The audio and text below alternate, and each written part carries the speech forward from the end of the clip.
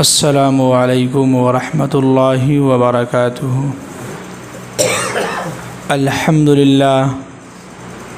अल्हम्दुलिल्लाहि रब्बिल आलमीन वल आक़िबतु लिल मुत्तक़ीन वस्सलातु वस्सलामु अला सय्यिदिल मुरसलीन व अला आलिहि व अस्हाबिहि अजमईन अम्मा बाद। अऊज़ु बिल्लाहि मिनश शैतानिर रजीम। बिस्मिल्लाहिर रहमानिर रहीम।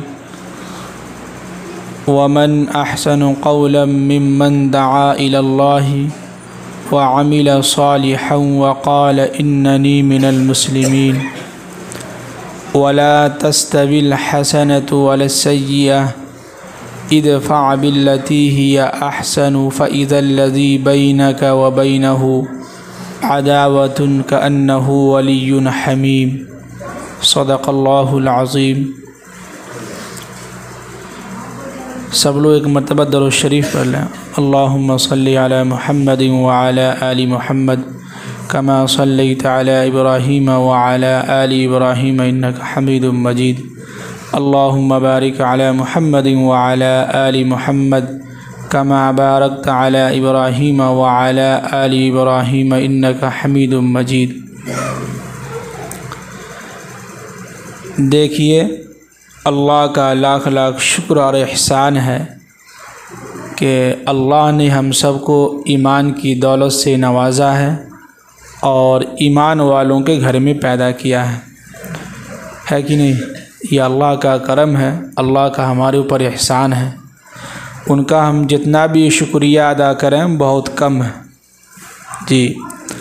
मज़ीद अल्लाह ने एहसान ये किया है कि अल्लाह ने हम सबको जुमा की नमाज जमात के साथ अदा करने की तौफ़ीक़ दी। ये अल्लाह का करम है। दुआ कीजिए कि अल्लाह ताला से कि जो हमने कुरान पाक की तिलावत की है उसके ज़िम्ने में उसी के मुताल्लिक़ कुछ चंद बातें, हिदायत की बातें, अच्छी बातें, कुरान व हदीस की रोशनी में कुछ बातें हम कह दें और उस पर अमल करने की अल्लाह ताला हम सबको तौफ़ीक़ दे जी। इसलिए कि अमल सबसे अहम चीज़ है। क्या है? अमल जो है सबसे अहम है। इसलिए अल्लामा इक़बाल ने कहा है कि अमल से ज़िंदगी बनती है, जन्नत भी जहन्नम भी। क्या है? अमल से ज़िंदगी बनती है, जन्नत भी जहन्नम भी। जब तक हम अमल नहीं करेंगे उस वक्त तक हम अपनी ज़िंदगी में जन्नत कमा नहीं सकते हैं।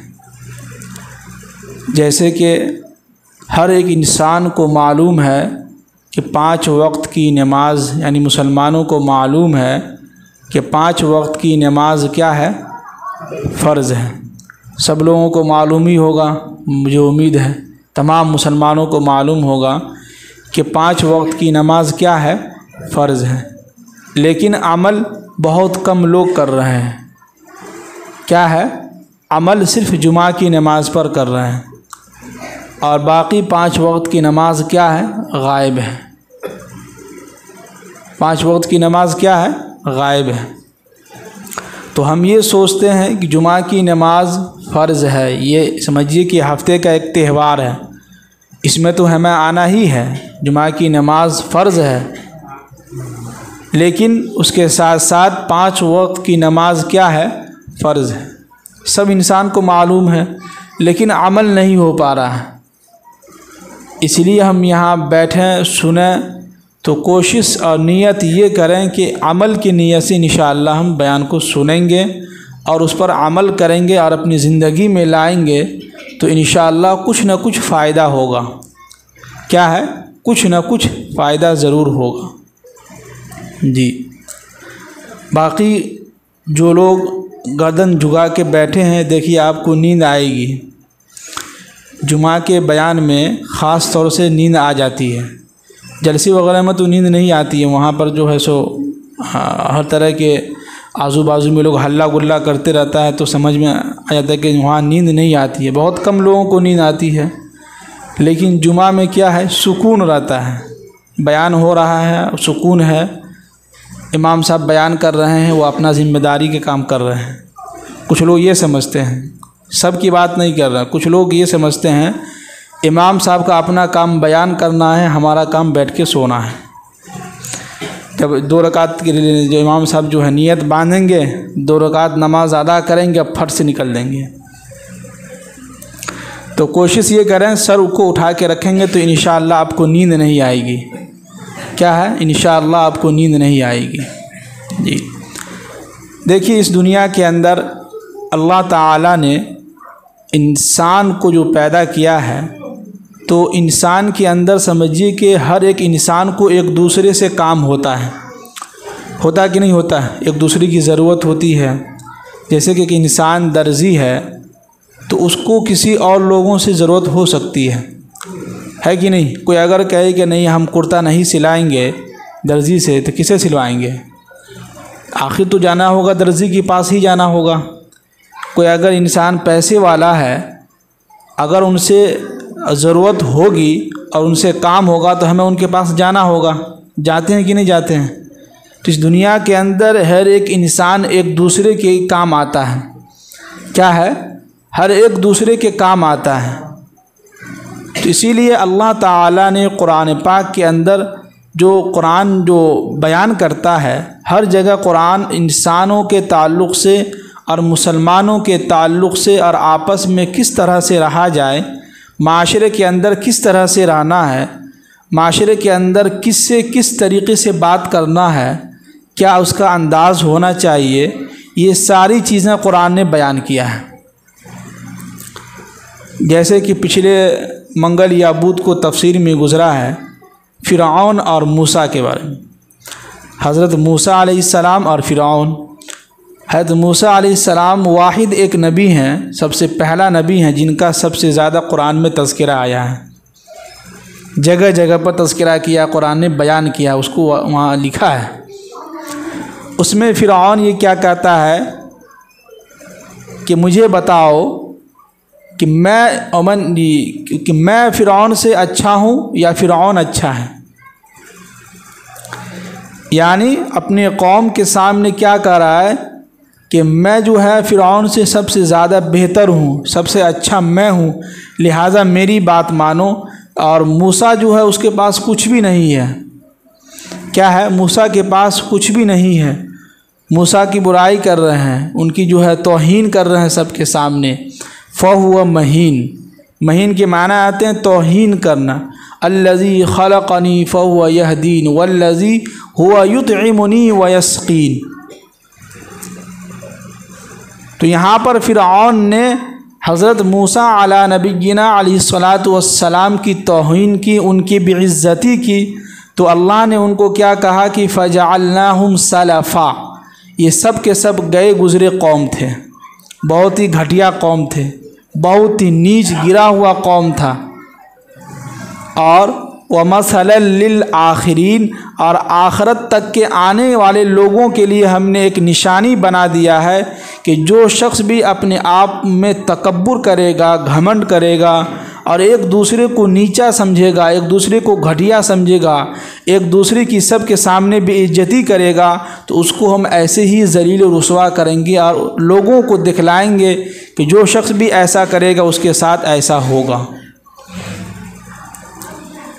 क्या है? जो शख्स भी ऐसा करेगा उसके साथ होगा। फ़िरऔन यही कहता था, हर वक्त मूसा अलैहिस्सलाम को यही ताना देता था कि अल्लाह ने इसको कैसे नबी बना दिया, कैसे तुम नबी बन गए, तुम्हारे पास न घर है, तुम्हारे पास न खाने पीने का सामान सही से है, न तुम्हारे पास जो है हाथ में कंगन है कि फलौला उल्किया अलैहि अस्विरतुम मिन ज़हब। कि अगर वाकई में मूसा नबी है तो इनके पास, इनके हाथ में सोने के कंगन क्यों नहीं है? अल्लाह ने इनको सोने के कंगन क्यों नहीं दिया? क्या कर रहा है कि फ़िरऔन अपने तमाम लोगों के सामने मूसा अलैहिस्सलाम एक अकेले नबी जिनकी बेइज्जती कर रहे हैं सबके सामने। लेकिन मूसा अला नबीना अलैहिस्सलातु वस्सलाम कितने अच्छे नर्म अंदाज में जवाब दे रहे हैं कि हम सब का पैदा करने वाला कौन है? अल्लाह है। क्या जवाब दिया, जब सवाल क्या था और जवाब क्या मिल रहा है। इसीलिए कुरान ने जो पिछले हफ्ते से बात चली आ रही थी वो यही कि वमन अहसनु क़ौलन मिम्मन दआ इलल्लाहि व अमिल सालिहा व क़ाल इन्ननी मिनल मुस्लिमीन। हमें नेक आमाल करने के साथ साथ ये भी करना होगा कि हमें सब लोगों के सामने दिखलाना होगा कि हम मुसलमान हैं। क्या है? हम पक्के सच्चे मुसलमान हैं। हमें दिखलाना होगा, हमें अपने अमल से ज़ाहिर करना होगा, काम से क्या करना होगा? ज़ाहिर करना होगा, है कि नहीं? काम पहले लोगों को दिखलाना होगा, अमल दिखलाना होगा, फिर दूसरों को अगर आप कहते हैं तो उस पर ज़्यादा असर होगी। आगे कुरान ने कहा कि वला तस्तविल हसनतु वला सय्यह। अल्लाहु अकबर, क्या ज़बरदस्त कुरान बात कह रहा है, इतनी अच्छी बात कह रहा है कि नेकी और बदी, बदी की मतलब बुराई, गंदा काम, ये दोनों बराबर नहीं हो सकता है। क्या है? वला तस्तविल हसनतु वला सय्यह। कोई इंसान अगर नेकी वाला काम कर रहा है, अच्छा काम कर रहा है, तो उसका एक अलग मकाम है, वो अलग है। कोई अगर गंदा वाला इंसान काम कर रहा है, कोई बुराई वाला काम कर रहा है, तो ये अलग है। ये दोनों अलग बराबर नहीं हो सकते, दोनों का अलग अलग मकाम है अल्लाह के नज़दीक, है कि नहीं? कोई अगर इंसान नमाज की पाबंदी कर रहा है और अपनी ज़ुबान पर जो है मीठे अल्फाज, मोहब्बत भरी बातों से लोगों से बात करता है, अच्छे अंदाज में रहता है, नेकी वाला काम करता है, बुराई से बचता है, और एक तरफ दूसरा इंसान जो कभी मस्जिद में आता नहीं है नमाज के लिए, न कभी रोज़ा रखता है, न कभी जो है सही से बात करता है, न कभी नेकी वाला काम करता है, तो क्या ये दोनों बराबर हो सकते हैं? नहीं हो सकते हैं। क्या है? ये दोनों बराबर नहीं हो सकते हैं। ऐसा नहीं है कि अल्लाह ताला हर किसी को जन्नत मुफ्त में दे देंगे, ना ना ना, अल्लाह ताला हर एक चीज़ का हिसाब लेंगे। हर एक फमन यअमल मिस्क़ाल ज़र्रतिन खैरन यरह व मन यअमल मिस्क़ाल ज़र्रतिन शर्रन यरह। कि जो शख्स भी दुनिया के अंदर नेकी करेगा, ज़र्रा बराबर भी नेकी करेगा, हल्का सा भी नेकी करेगा, वो उसको भी देख लेगा कल क़यामत के दिन। और जो शख्स दुनिया के अंदर हल्का ज़र्रा बराबर भी बुराई करेगा, वो उसको भी कल क़यामत के दिन क्या है? देख लेगा। तो ऐसा नहीं है कि दुनिया के अंदर कोई इंसान अच्छा है, बहुत ही अच्छे अखलाक से आपसे पेश आ रहा है, और आप सबके सामने उनकी बदतमीज़ी कर रहे हैं, उनकी बेइज्जती कर रहे हैं, और वो सामने वाला कुछ जवाब नहीं दे रहा है, तो इसका मतलब ये नहीं है कि वो जो है कमज़ोर है। क्या है? इसका मतलब ये नहीं है कि वो जो है बेवकूफ़ है। क्या है? इसका मतलब ये नहीं है कि वो बेवकूफ़ है, कमज़ोर है। ना ना ना ना, वो इसलिए जवाब नहीं दे रहा है सामने वाला कि समझता है कि वइज़ा ख़ातबहुमुल जाहिलून क़ालू सलामा। क्या है? वइज़ा ख़ातबहुमुल जाहिलून क़ालू सलामा। कि जो शख्स भी अगर किसी से आपका बहस हो और अगर आप उनके सामने अपनी बात रख रहे हैं और उनको समझ में नहीं आ रहा है, तो उनसे उलझने की ज़रूरत नहीं है, उनसे बहस व मुबाहसा करने की कोई ज़रूरत नहीं है, कोई उनसे बातचीत करने की ज़रूरत नहीं है, बल्कि आप अपने आप को समझा लें कि भाई कुरान व हदीस ने जो बयान किया वो बिल्कुल सच और सही बातें हैं। क्या है? कुरान व हदीस ने जो बात बयान की है वो बिल्कुल क्या है? सच और हक़ है जी। जैसे कि पिछले कल परसों जो जलसा हुआ है बुध के दिन जगीरहा में हमारे मदरसे में, उसमें मौलाना सदर आलम साहब कितनी अच्छी बात कर रहे थे कि माँ बाप की खिदमत, माँ बाप की इज़्ज़त, माँ बाप का एहतराम। तो उसी पर मौलाना ने ये भी कहा कि जिस तरह से जैसा बाप होगा उस तरह के औलाद भी होंगे। प्रोडक्ट कंपनी का नाम सुने होंगे, जो जैसी कंपनी रहती है उसका सामान उतना ही अच्छा रहता है कि नहीं रहता है? बाप जो है शराबी है, खुद गुनाहगार है, हमेशा गुनाह में मुलविस रहता है, तो बेटा उसकी इज़्ज़त करेगा? नहीं करेगा, ऐसा हो ही नहीं सकता। और ये हम अपनी तरफ से नहीं कह रहे हैं, हमारा अपना ज़ाती मुताला है, कुरान व हदीस का मुताला है। जो बात हम कहते हैं कोशिश हमारी यही रहती है कि ऐसी बात कहें जो लोगों के दिलों पर असर हो। इसलिए कि लोग शिकायत करते हैं कि माँ बाप, हमारा बेटा हमारी इज़्ज़त नहीं करता है, माँ की खिदमत नहीं करता है, बाप की इज़्ज़त नहीं करता है। तो कैसे करेगा? आप खुद जो है गुनहगार हैं। आप बाप, बेटा खुद देखता है कि बाप दिन भर ऐसे घूमते रहता है, जुआ खेल रहा है, ऐसे लोगों के साथ रह रहा है जो गाली देते रहता है, हर वक्त देखोगे 24 घंटा गाली दे रहा है बाप। तो ऐसी औलाद कभी बाप की इज़्ज़त करेगा? नहीं करेगा। बेटा अपने से ज़्यादा उम्र के लोगों को जैसा करता हुआ देखता है, बेटा भी वैसा ही करता है। ये हम अपने लिए भी कह रहे हैं, इसलिए कि हम भी कल ऐसे तो बाप बन गए, लेकिन अभी छोटा बच्चा है, 8 साल का है, जब वो भी ज़्यादा उम्र का होगा तो ऐसा ना हो कि जो है हमारी इज़्ज़त न करे। ऐसे तो अल्लाह की ज़ात से उम्मीद है कि जिस तरह से हम अपनी औलाद को मोहब्बत देते हैं, घर जाते हैं तो पूरा टाइम देते हैं, वक्त देते हैं, तो बच्चा हमारे साथ खेलता भी है, डूबता भी है, बहुत अच्छे से रहता भी है। तो यही इसका फल कब मिलेगा? आगे चल के मिलेगा। हम अगर नेक रहेंगे, नेक सालिह रहेंगे, गुनाहों से बचेंगे, तो इंशाअल्लाह हमारा औलाद, हमारा बेटा भी जो है नेक सालिह होगा और फरमाबरदार होगा। लेकिन यहाँ मामला क्या है कि हर आदमी अपने आप को नहीं देखता है कि हमारे अंदर कितनी ख़राबी है, हमारे अंदर कितनी बुराइयाँ हैं, हमारे अंदर कितनी जो है नफ़रत भरी हुई दिलों के अंदर, हमारे दिल के अंदर कितनी असबियत भरा हुआ है। असबियत उसको कहते हैं कौम परस्ती। क्या है? कौम परस्ती। जैसे कि मिसाल के तौर पर कुछ ऐसे आदमी हैं जो आपके कौम का है, लेकिन उससे गलती हुई है, उसने जो है किसी से बदतमीज़ी कर लिया, अपने से ज़्यादा उम्र के लोगों से बदतमीज़ी कर लिया, या इमाम साहब से बदतमीज़ी कर लिया। सब लोग देख रहा है, उसी का कौम का है, सब लोग देख रहा है कि इमाम साहब से बदतमीज़ी कर रहा है, लेकिन कुछ बोल नहीं रहा है। क्यों? इसलिए वो अपना आदमी है, अपने कौम का। इमाम साहब तो दरभंगा का है, हमारे कौम का कहाँ है? हाँ, ये हो रहा है। इसी को बोलते हैं असबियत, कौम परस्ती। इससे हमें बचना होगा। हमें अल्लाह के नबी सल्लल्लाहु अलैहि वसल्लम ने इससे मना फरमाया है, और हर जगह हो रहा है ये। सामने तो, पीछे तो बहुत कुछ बोलेंगे, इमाम साहब बहुत गलत हुआ आपके साथ, अरे तो पीछे बोले क्या फ़ायदा? चोर की तरह काहे पीछे बोल रहा हो? सामने बोलते ना, सबके सामने कहते कि भाई आप इमाम साहब क्यों बदतमीज़ी कर रहे हैं, आप क्यों बोल रहे हैं उनके सामने। और ये हम अपनी बात नहीं कर रहे हैं, तो आप कहेंगे हाँ हम अपनी ही बात कर रहे हैं। ये हम अपनी बात नहीं कर रहे हैं, हम यहाँ रह के 3 साल रह के देख चुके हैं, इस माशरे में रह रहे हैं। अक्सर व अबेशतर आदमी के हम जो है ज़ुबान से सुनते रहते हैं हमेशा, हमसे ज़्यादा उम्र के उलमा किराम हो, ज़्यादा इल्म वाले हो, उनको भी कहते हैं मौलाना मौलाना, हाफिजी हाफिजी। ये क्या हमारी ज़ुबान इतनी ख़राब हो चुकी है? कितना गंदा अल्फाज है भाई। वो आलिम दीन है, कुछ भी है तो कुरान को उन्होंने अपने सीनों के अंदर जमाया है, रखा है, हिफ्ज़ किया है।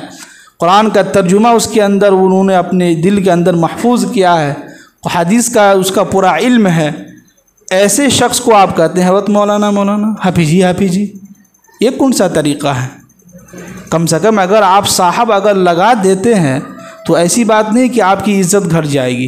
क्या घट जाएगी? क्या बिल्कुल नहीं घटेगी, बल्कि आप लोग बैठ जाइए, बैठ जाइए। जगह नहीं है क्या?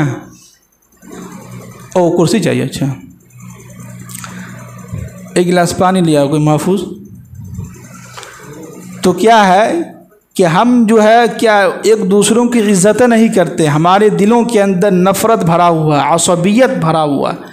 बल्कि हम ये देखें कि हमारा कौम का हो या ना हो, उसने गलत काम किया है, सबके सामने उसको डांटें, उसको समझाएं मोहब्बत से, नरमी से कि आपने ये काम किया है, बिल्कुल गलत काम किया है, आपको ऐसा नहीं करना चाहिए। बल्कि उल्टे लोग इमाम साहब को आके पीन करते रहते ताकि इमाम साहब भाग जाए। क्या है, लोग उल्टे जो है इमाम साहब को ऊपर जो चढ़ाते रहते हैं, तार के गाज पे ऊपर जो है खूब गुस्से में आए और जो है सो यहाँ से कुछ बातचीत हो, अनबन हो, बस निकल जाए। लेकिन अल्लाह का शुक्र है, अल्लाह ने हमें जो इल्म दिया है और मेरे माँ बाप ने जो तरबियत हमें सिखाई वो यही कि बेटा ज़िंदगी में कभी भी जैसे भी हालात हो, तुमसे ज़्यादा उम्र के लोग तुमसे बदतमीज़ी करें तो इज़ा ख़ातबहुमुल जाहिलून क़ालू सलामा, खामोश हो जाओ, चुप हो जाओ, बोलने दो, बोलने दो, जितना बोलना है उनको बोलने दो। क्या कर लेगा? मौत तो नहीं दे सकता है, मार तो नहीं सकता है कोई। मौत देने वाला अल्लाह है, ज़िंदगी देने वाला अल्लाह है, रिज़्क़ देने वाला अल्लाह है, खाना खिलाने वाला अल्लाह है, बीवी बाल बच्चे को अल्लाह पाल रहा है, सबको तो अल्लाह पाल रहा है। हमारे बस में क्या है? कुछ भी नहीं है हमारे बस में, कुछ भी नहीं कर सकते हैं हम। अभी मौत आ जाए तो हमारा जिस्म एक हरकत भी नहीं कर सकता, हाथ भी नहीं हिला सकते हैं। हर चीज़ तो अल्लाह कर रहा है। कौन कर रहा है? अल्लाह कर रहा है। तो हमें इसमें डरने की ज़रूरत क्या है?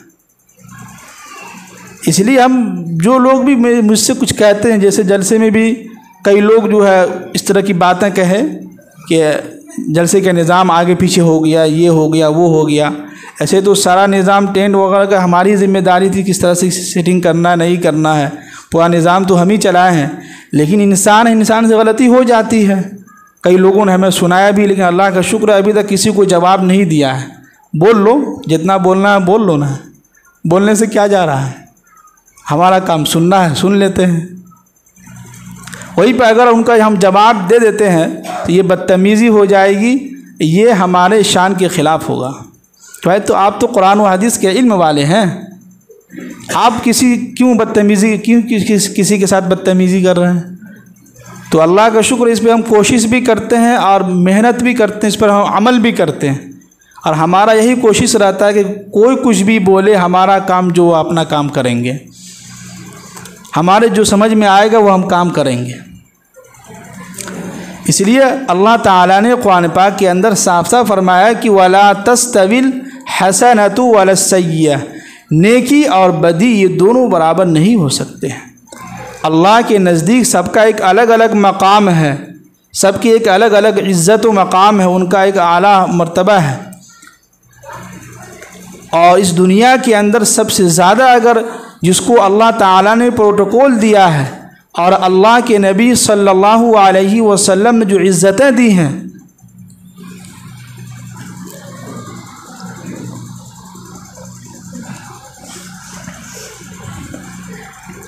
जिसको कुरान ने जगह जगह पे कहा कि कुल हल यस्तविल लज़ीना यअलमून वल्लज़ीना ला यअलमून, इल्म वाले और जाहिल क्या ये दोनों बराबर हो सकते हैं? नहीं हो सकते हैं। इसको कुरान ने एक मिसाल दिया कि वमा यस्तविल आमा वल बसीर, अंधा और देखने वाले दोनों बराबर हो सकता है? जो नाबीना है वो हम सब किसी को नहीं देख सकता है, किसी को भी नहीं देख सकता है। लेकिन जो आँख वाला है वो हर किसी को देख रहा है। देख रहा है कि नहीं देख रहा है? तो दोनों अलग अलग हुआ कि नहीं? दोनों का एक अलग अलग मकाम है। इल्म वाले जो होते हैं उनका एक अलग मकाम है, जो जाहिल है उनका एक अलग मकाम है। दोनों को अल्लाह ताला ने बांट दिया है। इसी तरह अल्लाह ताला ने फरमाया कि जो नेक लोग हैं, जो लोग नेकी वाला काम कर रहे हैं, इनका एक अलग मकाम है। जो बुराई वाला काम कर रहे हैं, जो गुनहगार है, इनका एक अलग मकाम है। इसी पर हज़रत अली रज़ी अल्लाह ताला अन्हु, आपको मालूम होगा कि हज़रत अली रज़ी अल्लाह ताला अन्हु खुलफ़ाए राशिदीन हैं। क्या है? खुलफ़ाए राशिदीन में से एक नाम उनका भी है। और हज़रत अली रज़ी अल्लाह ताला अन्हु जो है हमारे नबी सल्लल्लाहु अलैहि वसल्लम के दामाद थे, ये भी मालूम ही होगा। हज़रत फ़ातिमा रज़ी अल्लाह ताला अन्हा की जो है शौहर थे। तो हज़रत अली रज़ी अल्लाह ताला अन्हु क्या फरमाते हैं कि अल्लाह ताला उस शख्स को अपना दुश्मन समझते हैं हमेशा। क्या है? अल्लाह ताला उस शख्स को हमेशा उसको अपना दुश्मन समझते हैं, जानते हैं, जो इंसान हमेशा मुस्तकिल गुनाहों में मुलव्विस रहता है, बार बार गुनाह करते रहता है, हर वक्त गुनाह करते रहता है। ऐसे शख्स को अल्लाह ताला अपना दुश्मन समझते हैं कि हमारा दुश्मन है। ये कौन फरमा रहे हैं? सहाबी रसूल हज़रत अली रज़ी अल्लाह ताला अन्हु, जो खुलफ़ाए राशिदीन हैं और अल्लाह के नबी सल्लल्लाहु अलैहि वसल्लम के दामाद हैं। वो क्या फरमा रहे हैं कि अल्लाह ताला उस शख्स को हमेशा अपना दुश्मन जानता है, समझता है, जो इंसान हर वक्त बार बार जो है गुनाह करते रहता है, गुनाहों में मुलव्विस रहता है, ऐसे शख्स को अल्लाह ताला अपना दुश्मन समझते हैं। अल्लाह, कितनी अहम बात। इसको अगर हम लोग समझें, गौर पर उस पर अमल करेंगे और सोचेंगे तो वाकई में समझिए कि इंसान जो गुनाह कर रहा है उसको ख़बर भी नहीं कि हम क्या कर रहे हैं। जवानी का आलम है, अभी जो अल्लाह ने सेहत दिया है, ये ज़िंदगी मिली है, ये ज़िंदगी यूं ही नहीं मिली है कि आप आए, हम और आप दुनिया के अंदर आए, खाए पिए और चले गए। ना ना ना, इसके बारे में अल्लाह ताला कल क़यामत के दिन पूछेंगे। और अल्लाह ताला है, अल्लाह ताला क्या है? एक है, अकेला है, तमाम दुनिया का निज़ाम चला रहा है, उसके साथ कोई शरीक नहीं है, कोई दूसरा नहीं है। और वही अल्लाह जो कह रहा है कि अल्लज़ी खलक़ल मौत वल हयात लियब्लुवकुम अय्युकुम अहसनु अमला, कि याद रखो कि हमने तुम्हें जो ज़िंदगी दी है और हमने तुम्हें जो दुनिया के अंदर भेजा है, ये यूं ही नहीं भेजा है कि ना ना ना कि चले गए, आए दुनिया के अंदर, खाए पिए और यूं ही चले गए और कब्र में अज़ाब नहीं होगा जैसा अमाल होगा वैसी उस तरह की सज़ा मिलेंगी। क्या है? जैसा अमाल होगा वैसे ही सज़ा मिलेंगी। और नमाज तो किसी भी हालत में क्या है? माफ़ नहीं। कहते हैं ना कि हमारे बरेलवी हजरात, कल परसों एक वीडियो देख रहे थे, उसमें एक मौलाना साहब कह रहे थे कि जो जितना सबसे ज़्यादा मज़ार पर जाकर चादर चढ़ाएगा वो सबसे ज़्यादा नेक। क्या है? बताइए कि कुरान और हदीस में कहीं लिखा है? न सहाबा से साबित है, न ताबेइन से, तबे ताबेइन से, औलिया किराम से, कहीं से भी नहीं साबित है। लेकिन वहीं पर उलमा किराम, एक मौलाना है वो फरमा रहे हैं कि उसी का जवाब दे रहे हैं कि इस दुनिया के अंदर ये न समझिए कि कुछ जो जितना चादर चढ़ा रहा हो, मज़ार पे जा रहा हो और वो वलीउल्लाह बुज़ुर्गान दीन की खिदमत कर रहा हो, पीर की जो खिदमत कर रहा हो, जो मज़ार पे बैठा उसकी खूब बात मान रहा हो, तो लोग समझते उसको सबसे ज़्यादा नेक है। ना ना ना, बिल्कुल गलत है। सुनन अबी दाऊद शरीफ की हदीस है कि अल्लाह के नबी सल्लल्लाहु अलैहि वसल्लम ने इरशाद फरमाया, कल क़यामत के दिन सबसे पहले अगर किसी चीज़ के बारे में सवाल किया जाएगा हुकूकुल्लाह के मामले में, अल्लाह के हक़ के मामले में, वो अल्लाह ताला सबसे पहले नमाज के बारे में पूछेंगे। क्या पूछेंगे? नमाज के बारे में। आज इंसान फजर के वक्त जो है अपने गाय बैल भैंस को बांधने के लिए उठ जाता है। अक्सर लोगों को मुझे ऐसा लगता है कि 5 बजे 4 बजे आँख खुल जाती होगी, इसलिए कि ठंडी का मौसम है, 7-8 बजे सब लोग सो ही जाते होंगे। नौजवान नहीं सोते होंगे इसलिए कि उनके हाथ में मोबाइल है, 3 घंटे की फ़िल्म चलेगी, सीरियल चलेगा, न जाने शॉर्ट वीडियो देखेंगे और तब जाके 8-9 बजे जाके सोएंगे। क्या है? 10-11 बजे 12 बजे जाके सोएंगे। वह ऐसे नौजवान कब उठेंगे? सुबह में 8 बजे ब्रश करते हुए। जब हम जाते हैं मदरसा तो कुछ नौजवान ब्रश कर रहे हैं, घस रहे हैं। बताइए 8 बजे, आप जो कौम 8 बजे सो के उठेगा उसको कुछ मिलेगा? कुछ भी नहीं मिलेगा। तरक्की यूं ही नहीं मिलती है, कुछ पाने के लिए कुछ खोना होता है। वहीं पर जो लोग फजर की नमाज अदा कर लिए, अल्लाह हो कितने खुश नसीब है, उनके हाथ में ईमान का झंडा आ गया। क्या आ गया? ईमान का झंडा आ गया। कितने खुश नसीब लोग हैं कि फजर की अज़ान हुई, अल्लाह ताला उनसे कितनी मोहब्बत करते हैं कि उनकी आँख खुल गई। किसी कहने वालों ने कहा है कि फजर के वक्त अगर आपकी आँख खुल जाती है तो आप अल्लाह के खुश नसीब बंदे हैं, नसीब वाले बंदे, अल्लाह के आप दो वली हैं, यानी कि अल्लाह आपसे मोहब्बत करता है। अल्लाह, कितना खुश नसीब बंदा है वो जो फजर की नमाज के लिए, तो कितना अच्छा लगता है, इंसान फ्रेश हो जाता है। सुबह आँख खुली, फजर के अज़ान के वक्त इंसान जल्दी से बेदार हुआ, मुँह हाथ धोया, फ्रेश हुआ, हाजत से फारिग होने के बाद मस्जिद में आया, मस्जिद में 2 रकात सुन्नत अदा किया, फिर उसके बाद 2 रकात फ़र्ज़ नमाज अदा की, फिर उसके बाद जो कुछ देर तालीम में बैठा, फिर निकला। जैसे ही मस्जिद से निकलता उसके हाथ में ईमान का झंडा आ जाता है। अब वो दिन भर अल्लाह की हिफाजत में रहता है। किसकी हिफाजत में रहता है? अल्लाह की हिफाजत में रहता है। अल्लाह कितने ऐसे लोग हैं जो आज फजर की नमाज़ अदा किए होंगे। ऐसे तो आज खुद हमारी नमाज़ छूट गई, हम क्या आपसे कहें। आज मेरी फजर की नमाज़ खुद छूट गई है, इसलिए कि 2 दिन की थकावट है जलसे की, तो सुबह आँख नहीं खुल सकी। आँख खुली थी लेकिन तबीयत ख़राब होने की वजह से, बदन हाथ में दर्द होने की वजह से मेरी नमाज़ छूट गई।